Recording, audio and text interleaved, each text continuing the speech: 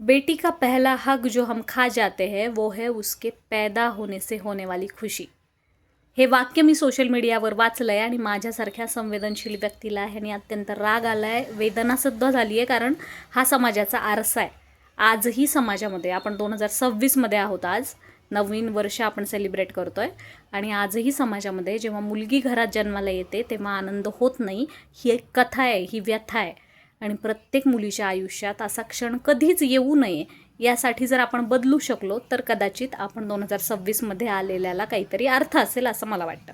कारण पहिली गोष्ट, पहिली मुलगी, दुसरी मुलगी, तिसरी मुलगी असं म्हणून अतिशय दुःख व्यक्त करणाऱ्या फॅमिलीतसुद्धा मला माहिती आहेत. मात्र पहिला मुलगा झाला, दुसरा मुलगा झाला, तिसरा मुलगा झाला म्हणून दुःख कुणाला होत नाही. आई गं, एक मुलगीच आहे असं म्हणतात आणि एकदम अभिमानाने म्हणतात मला एकुलता एक मुलगाच आहे. अरे म्हणजे काय, तीसुद्धा आईच झाली आहे मुलीला जन्म देऊन आणि जी मुलाला जन्म देते ती आईच झाली आहे. तितक्याच वेदना झाल्यात आणि खरं तर तिने पुन्हा नवनिर्मिती करणाऱ्या एका स्त्री शक्तीला जन्म दिला आहे. त्यामुळे या गोष्टीचा न्यूनगंड, या गोष्टीचं वाईट वाटणं हे का आहे हेच मला कळत नाही आहे.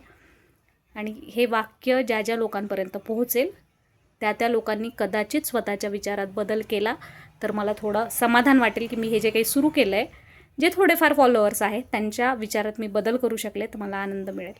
कारण आजही 2-3 मुलं झाले तर अभिमानाने मिरवतात, मात्र 2-3 मुली झाल्या तर त्या बाईकडे बघण्याचा दृष्टिकोन फार वेगळा असतो आणि हे बाईच्या विचारामुळेच होतं. यात पुरुषांची फार कमी चूक आहे असं मला तरी वाटतं.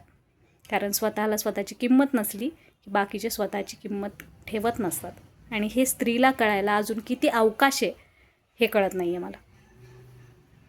बाय.